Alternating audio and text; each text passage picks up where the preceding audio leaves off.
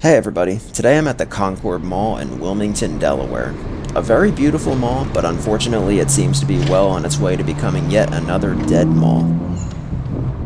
Theoretically, the location of this mall should make it very successful. It's located on busy Route 202, literally a 2-minute drive from the Pennsylvania border. So, you would think it would attract plenty of people from Pennsylvania looking to avoid sales tax since Delaware doesn't have a sales tax. And for a time, that actually was the case. However, today the mall is struggling with a roughly 60% occupancy rate, and it's now owned by Namdar. If you watched my Hamilton Mall video, you'll know that it's never a good sign when a mall is purchased by Namdar. Now, right away, you got this piano, which is interesting. I guess this area is kind of like the food court. There's not really a proper food court here.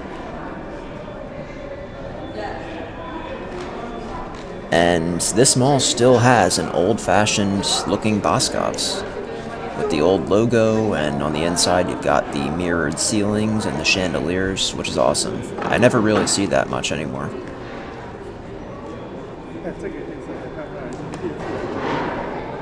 Here's a fountain. Unfortunately, it's turned off along with the other fountains in the mall. It's always sad to see a fountain go, but I do appreciate the trees and the plants though. There's no shortage of that in here. That used to be pretty common when I was younger, so I always like seeing trees in a mall. Visiting this mall really is like taking a step back in time. It still looks pretty much the same as it did in the 90s. That was when the last major renovation was completed. And I believe the fountains that are in here are actually as old as the mall itself, which is really cool. I just wish they were turned on. The story of this mall goes back to 1963, when it was proposed to build a mall called Devonshire Mall on this property.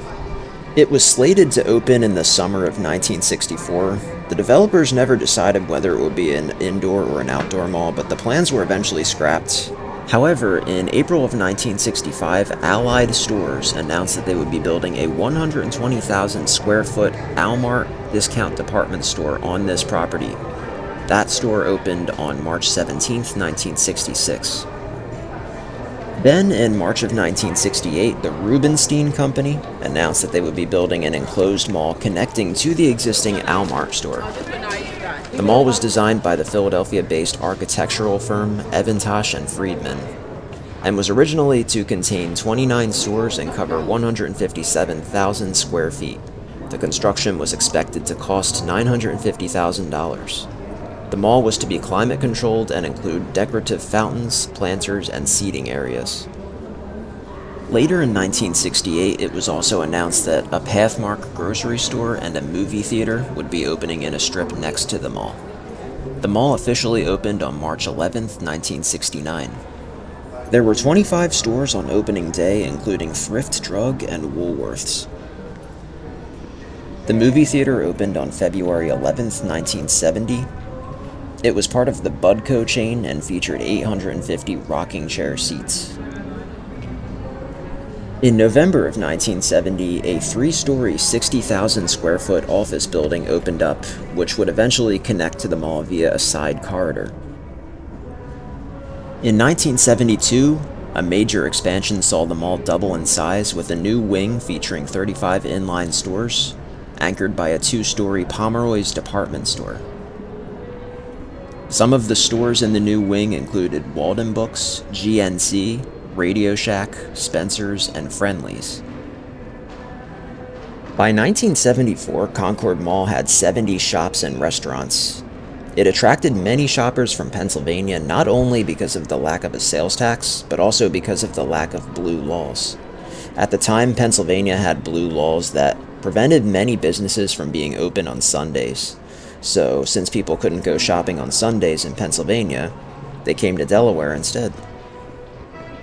In 1979, Almart was acquired by Montgomery Ward, and then in 1980, the Montgomery Ward became Jefferson Ward, which was their discount division.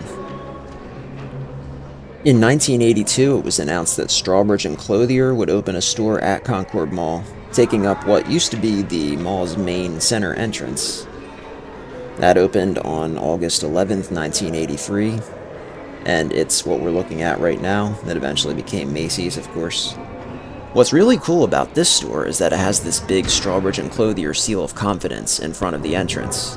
Every store of theirs had this on the wall outside, but I've never seen one like this. This is pretty unique. And I'm glad that Macy's kept it.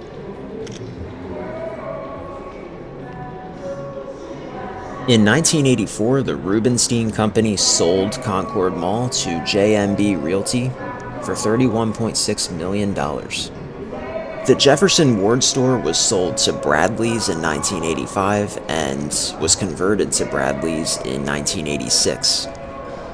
Pomeroy's closed in January of 1987 and was replaced by Boscov's in the fall of that same year.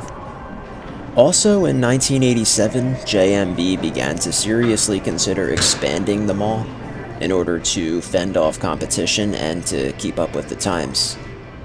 Now, the problem was that there really wasn't any room to expand the mall. If you take a look at this property, the mall takes up most of it already.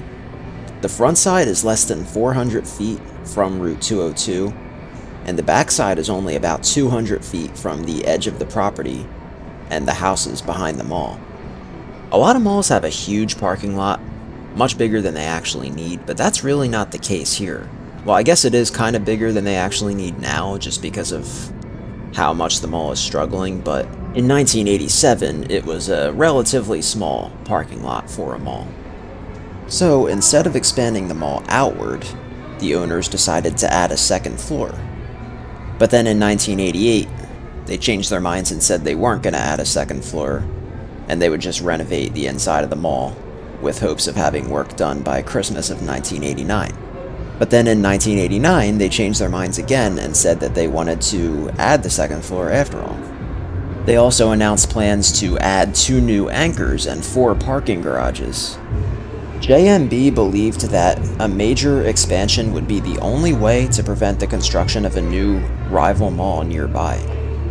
However, local residents were concerned about the amount of extra traffic that this proposed expansion would bring to the area, and county officials were also skeptical. The Newcastle County Planning Department rejected the plan for expansion in August of 1991, saying that it was too large. Well, JMB immediately appealed that decision, saying that their plans completely complied with the code and met all requirements, so there was no reason for the county to reject it. At the same time, the county had already approved plans for a new mall to be built right across the street on the site of the old Brandywine Raceway. Now, that actually did end up getting built eventually, but it didn't actually become an indoor mall. It's actually an outdoor shopping center, even though it looks like an indoor mall from above. It's called Brandywine Town Center. But I digress.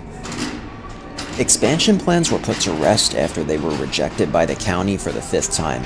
But the owners of the mall knew that some kind of change was needed if the property was to survive.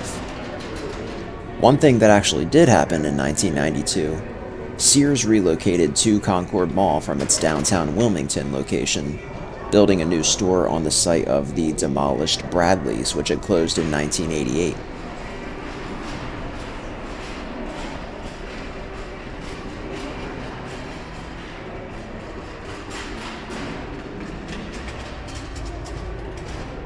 And speaking of Sears, here it is now. The sign is still up, which I was kind of surprised to see.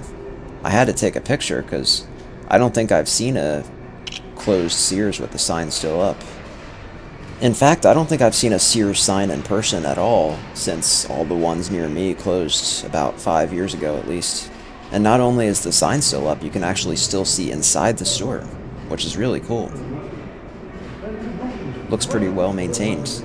The building is actually still owned by Transformco, Sears' parent company.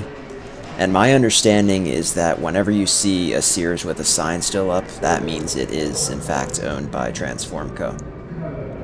And this store is actually on their website. It's available both for sale and for lease. But 5 years after the Sears closed in 2020, no one has taken them up on that offer.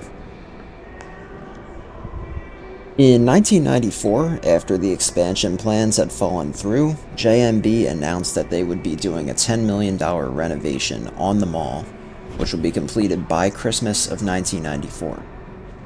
The mall's new design was created by Cope Linder Associates and was to feature redesigned entrances, marble floors, skylights, and a glass roof at the center court. Additionally, a new large fountain and a clock tower were added at the center court. Smaller fountains were added by the Boscovs and the Sears. By the 1994 Christmas season, the mall peaked at 96 stores. In 1995, Strawbridge and Clothier took over the office building in the middle of the mall and turned it into their home furnishing store. In 1996, Woolworths closed for 3 months and reopened in August of that year with a new store format that featured wider aisles, brighter lights, and a narrower selection of merchandise. They also got rid of the restaurant. And although these new Woolworths prototype stores did see an increase in business, it wasn't enough to save the entire company, which went under in 1997, so the Concord Mall location ended up closing in 97. In 1998, the mall was sold to Allied Retail Properties for $80 million, and at that point, Concord Mall had a 99% occupancy rate and was in the top 15% of malls nationwide based on sales per square foot. So it was doing really well at that point. In 2006, Strawbridge and Clothier became Macy's after its parent company, May Department Stores, was acquired by Macy's parent company, Federated.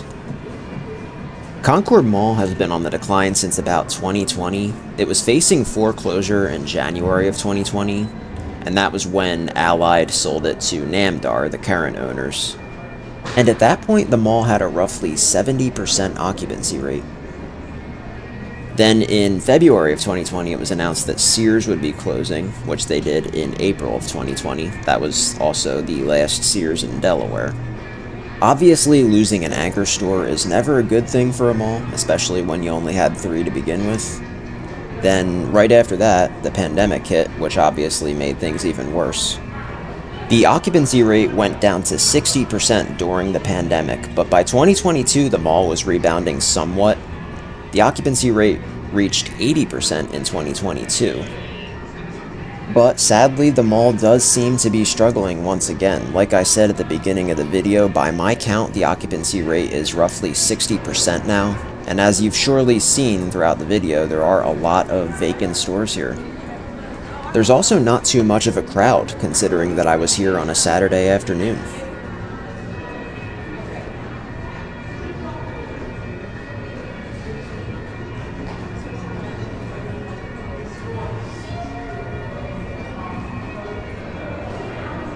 As you can see on the right, this was the last day for FYE at Concord Mall.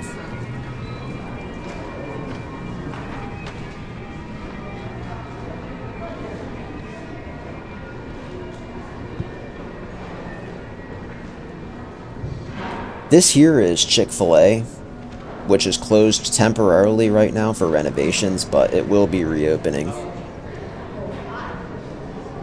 In addition to pandemic closures and the rise of online shopping, another major factor that has played a role in the decline of Concord Mall is its proximity to Christiana Mall, a much larger mall with a much bigger selection of stores that's located only about a 20-minute drive away from here. And I've seen this story so many times, a mall that is overshadowed by a larger mall nearby, and as a result loses business. But yeah, that's going to do it for Concord Mall in Wilmington, Delaware.